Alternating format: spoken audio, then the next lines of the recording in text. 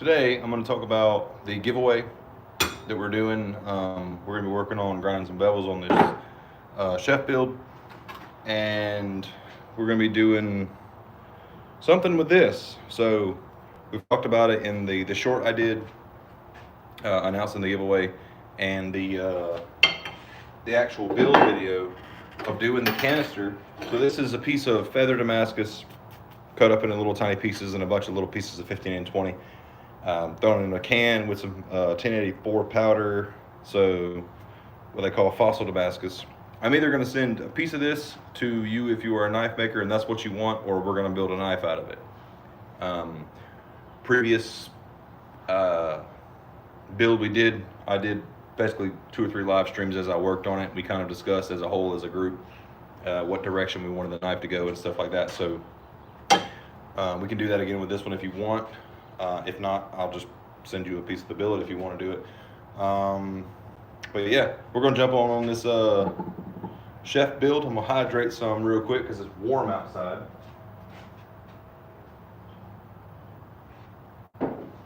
And grind some bevels on this chef.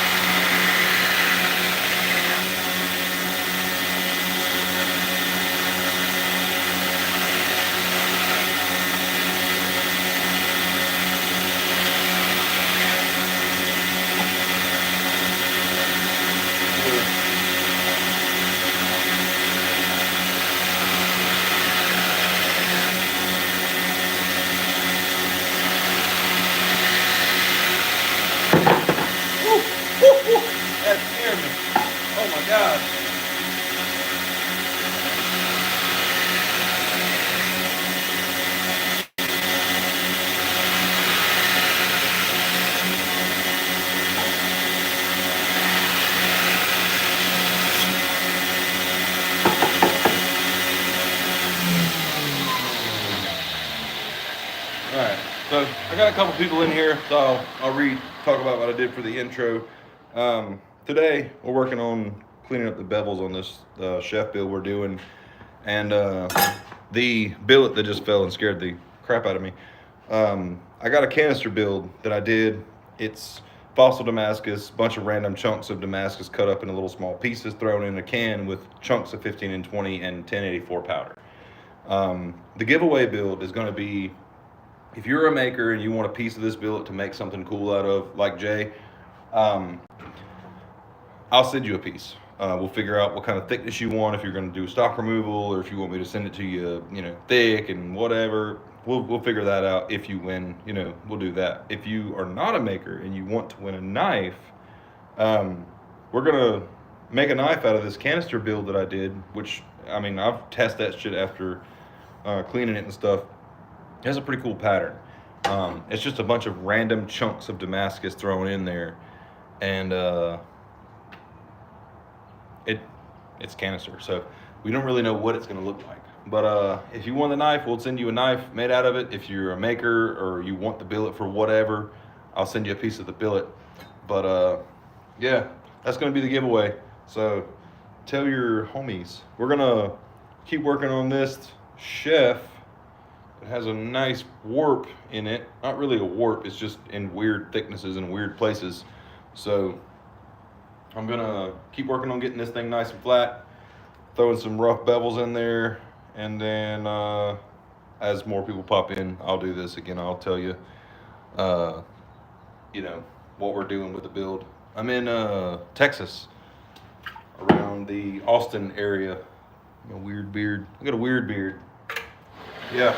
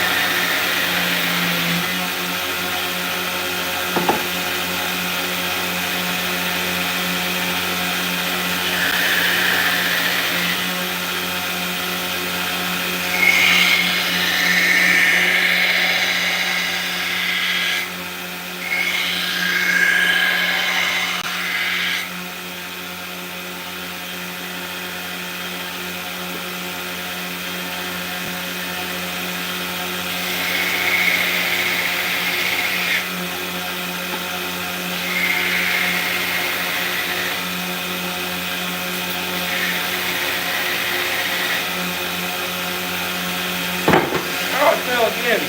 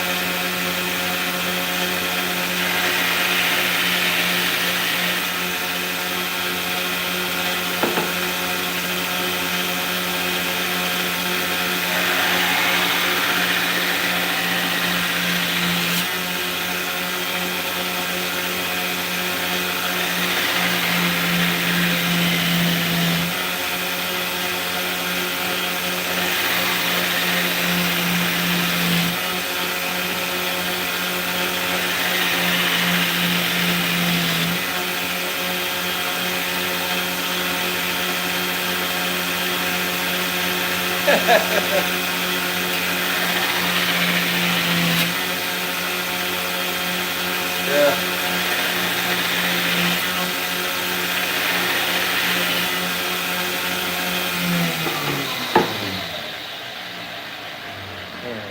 Got it relatively straight. Yeah, yellow fly. I'm telling you right now, probably the only person in the history of mankind that can tell you I miss humidity and I miss mosquitoes and all that stuff from the South. I miss it. Texas isn't South; it's West for people that don't know.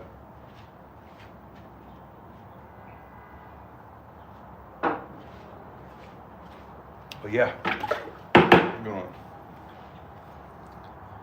so I'm gonna get it cleaned up a little bit more than it is right now, and I'm gonna do a test etch on it to kind of see where the pattern's at. Because on the other one, I got a really cool pattern breakup, and then on this one, the pattern was awesome on one side, and then it was like whatever on the other side. But because the other side was so awesome, it made the other side look not as great.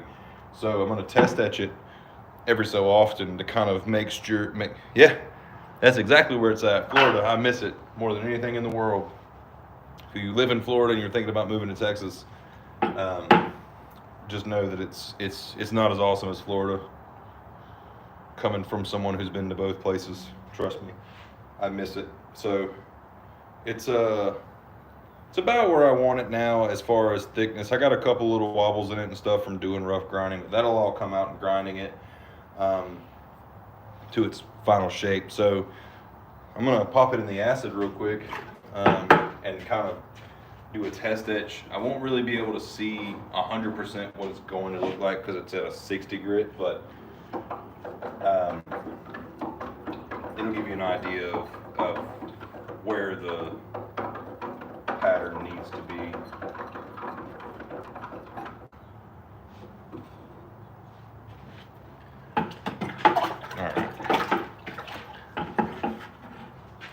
East Austin, yeah, I live in Round Rock, which is the other side of Austin for those people that don't know, but I don't know if you can see the pattern starting to come through on the bevels. So I'm just going to try to keep it to where it's nice and even on both sides so that the pattern matches. So I'm also going to have to make sure that my edge is central. So we'll kind of do the test etches in between and kind of ease our way into it. So yeah, headphone listeners beware. Grinder's loud.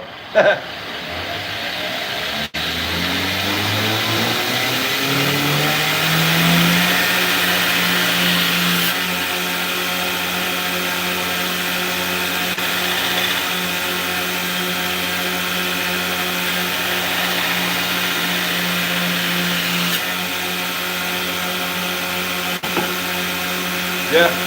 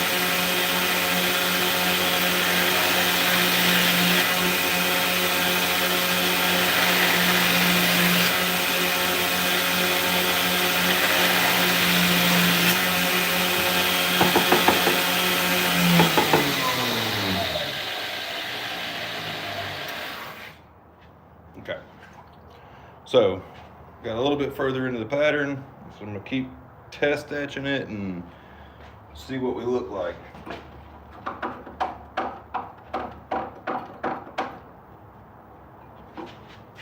Like I said, this isn't gonna give us a really clear view of the pattern, but it'll kind of give us an idea of what the pattern is going to look like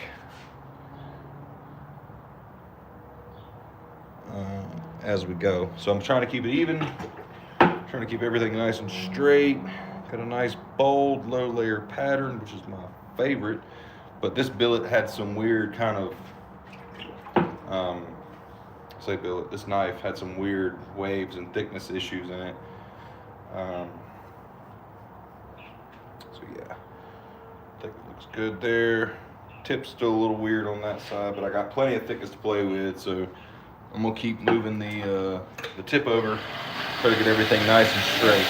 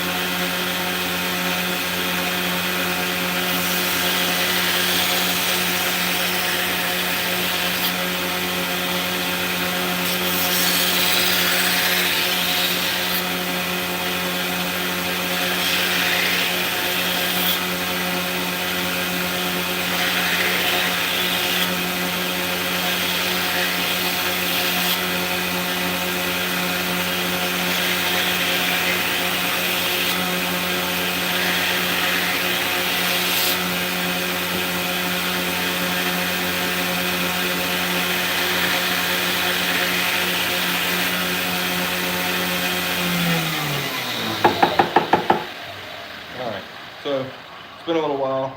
I'm gonna drop this thing in the acid, get a little bit of a deeper etch on it. While I'm doing that, I guess we'll talk about the billet again. So if you hadn't been here for the thing, This is a canister billet that I did. It is 15 and 20 little chunks, some random Damascus chunks in there, and some 1084 powder. So should give us a nice cool pattern. A bunch of random chunks of Damascus throughout a billet with a bunch of random chunks of silver steel throughout the billet. So for the giveaway, I'm gonna do either a chunk of it will go to a maker if you're a maker and you prefer a piece of the billet. If you want a knife out of it, we'll do a knife out of it. So for the giveaway, it's basically going to be, I'll probably do a live stream and some videos like as we go, you know, throughout the build process and stuff like that. I'm going to cut a piece of it off. If you want a billet, send you the billet. If you want to do a knife out of it, we'll do a live stream and figure out how you want to do it and what kind of knife you want to do and stuff like that. Granted, we have enough material. We're not going to be able to do no huge like buoy or anything like that. But we've got about 1.5 inches wide, about 1/4 of an inch thick, and it's 14 inches long. So some of it will go to somebody will get a knife, basically. So that's going to be the giveaway on the channel. All you got to do is be subscribed. I got a video out. Go to that video, say what's up, say you're in, say what you want. You know, simple. That's all you got to do. I try to do giveaways more often than I actually do. It just, stuff comes up. I've got like 4 orders in right now. This is one of them I'm working on, kind of in the process of doing, which let me clean my hands off real quick.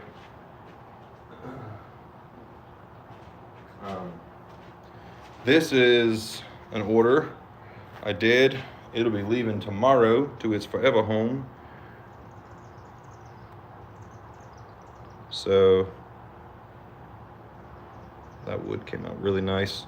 But this is essentially the same kind of pattern that we're dealing with on the chef knife we're grinding right now. Same billet, just a different end of the billet. So basically, other than the profile and stuff and a little bit of discrepancies with the grinding, the pattern will hopefully look about the same. So it's been in there for about a minute or so. Let's check it real quick. See what we got going on in this thing. Yeah, see, got a nice, there it is, there we go. Got a nice bold pattern, and that's what we're going for on this, is a nice bold pattern breakup. Nothing crazy high layer, just your simple low layer bold pattern, which is one of my favorite patterns to do. So I'm gonna get on it a little bit more, grind into it a little bit more, and get it down to final thickness, which we are close. We're very, very, very close. And then after that, we'll go up to 120, get these 60 grit scratches out of it, make it a little bit easier for us on the hand sanding. So yeah, if you have any questions, drop them down below. You have any ideas for what we want to do the build on, drop them down below, because it's going to be essentially the followers of the channel and people in the live stream and stuff like that drop comments that decide on what we make out of the billet. And then after we're done with it, we'll do a winner, and whoever wins it gets a knife, or if you're a maker and you want a piece of the billet, this is what you get. So appreciate y'all for hanging out. I really do.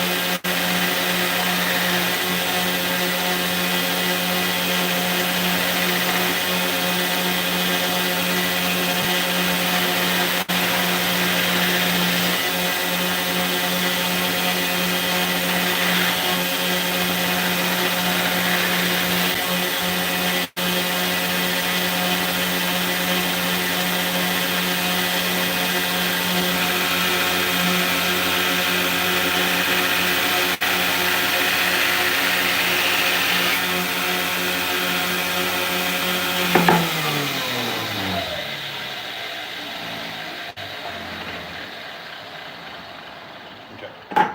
So we're gonna hop over to 120 off of the 60. And clean it up a little bit more. Start working our way down to the final thickness.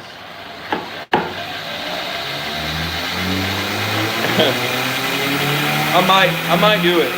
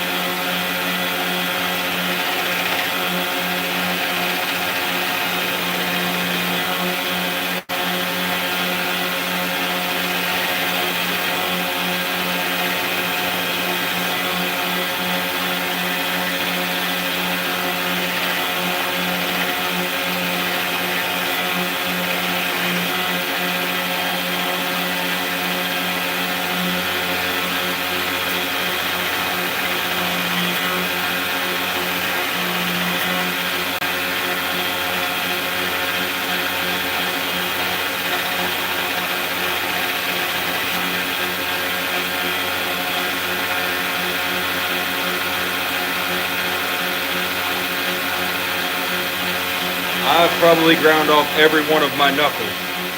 It happens.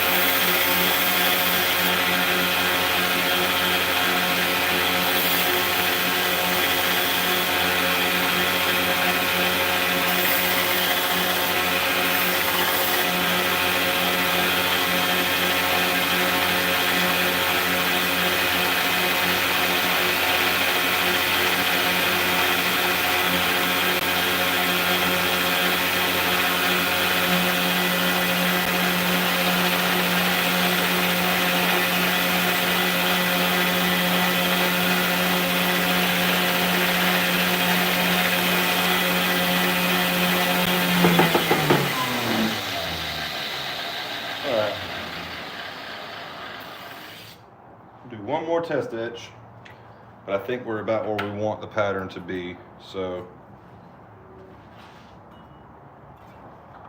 pop that in there real quick, little dirty etch. Do I have any questions about the giveaway? I don't know if anybody in here from the last time I said it or not or whatever. We're doing a giveaway on the channel. There's a video out about it. I really don't want to repeat it again because I think I've said it like 4 times. We got a piece of canister Damascus. If you want to win it, we're going to make a knife out of it. Or if you're a maker, we're going to send you a piece of build if you want that. There's more info on the video. I don't know how else to say that. Give me 2 seconds. I'm going to go get some hydration juice. I'll be back.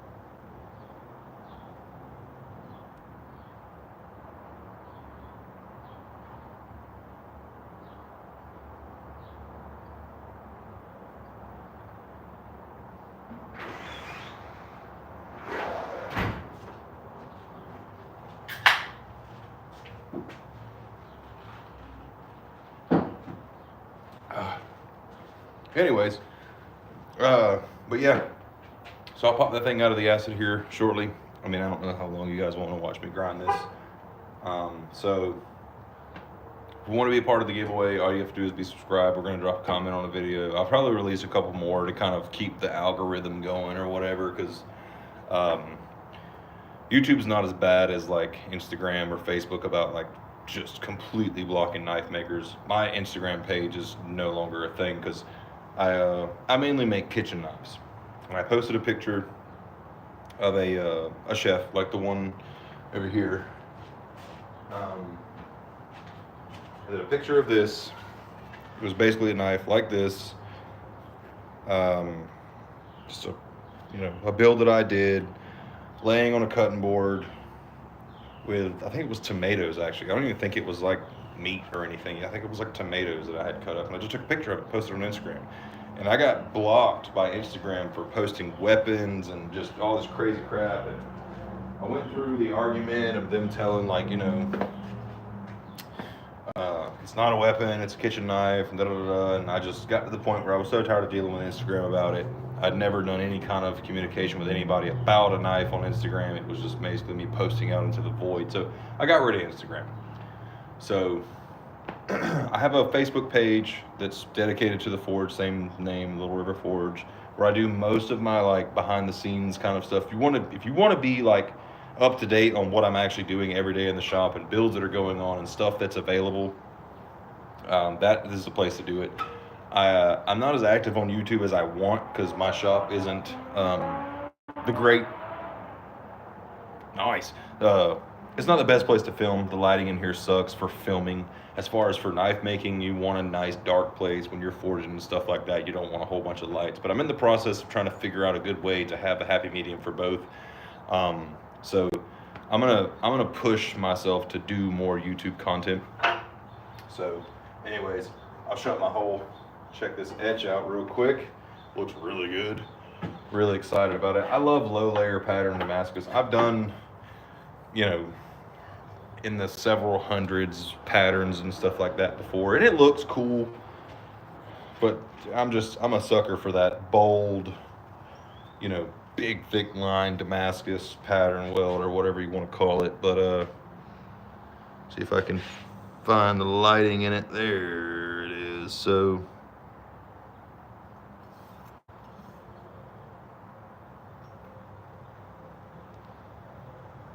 oh, there we go. Bam! Look at that.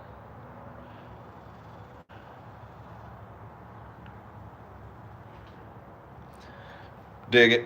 So from there, like I said, we're about to a what I would call an edge that is sharpenable. Is sharpenable a word? The edge is thin enough where I can't see the flat of the edge, um, which is about where I'll start doing my convex and stuff like that. Because the edge profile that I put on my kitchen knives, you'll have your flat grind at the edge, and I like the flat grind on the edge till about a quarter of the knife, to where you don't have enough material behind the edge to cause drag, but you do have enough strength behind the edge to stop it from being brittle.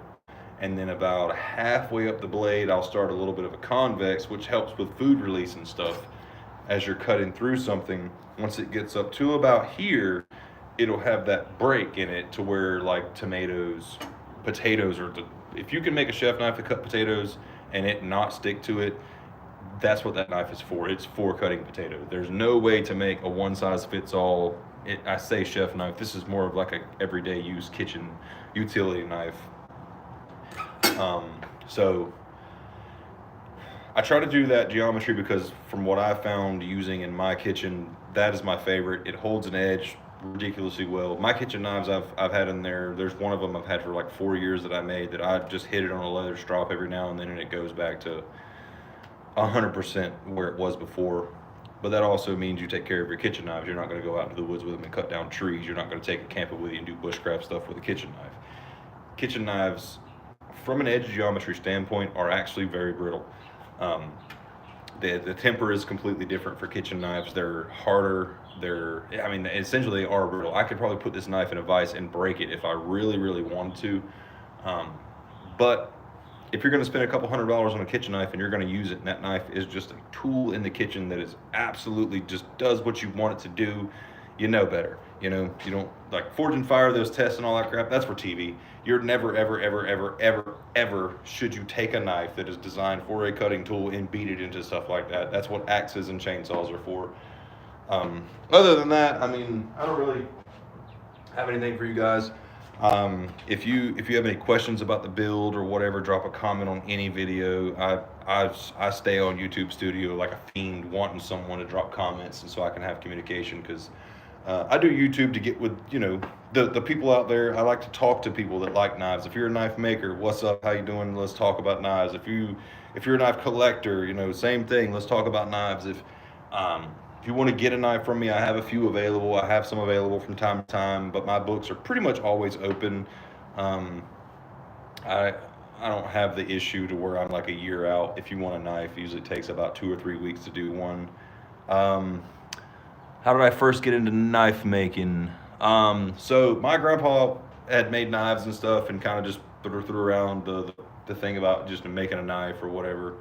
And I kind of got into it, made a few, and my knife making thing started like I had made a few knives as just to do it, and then I gave them away and stuff. And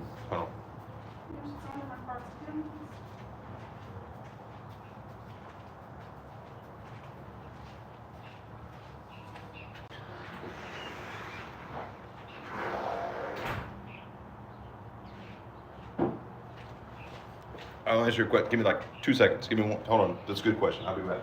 Give me a second.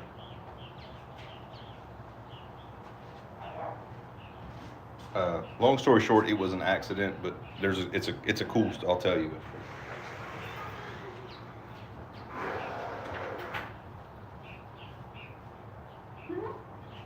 What are we doing? I'm thinking my coffee.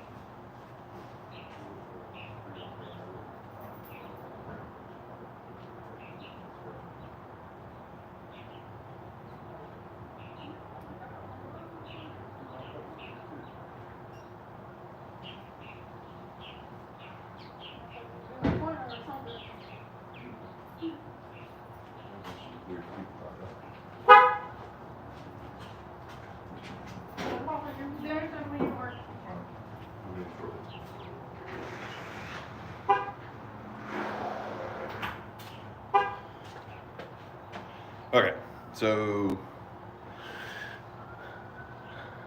I got into knife making first. So I made a few and liked it, had a great time doing it. A friend of mine was also not really a maker. He didn't really make knives, but he piddled around with doing stuff like that. So we kind of got into it. I probably made like 5 or 6 knives, gave them to other friends of mine and stuff. And then I didn't make another knife for like 2 years.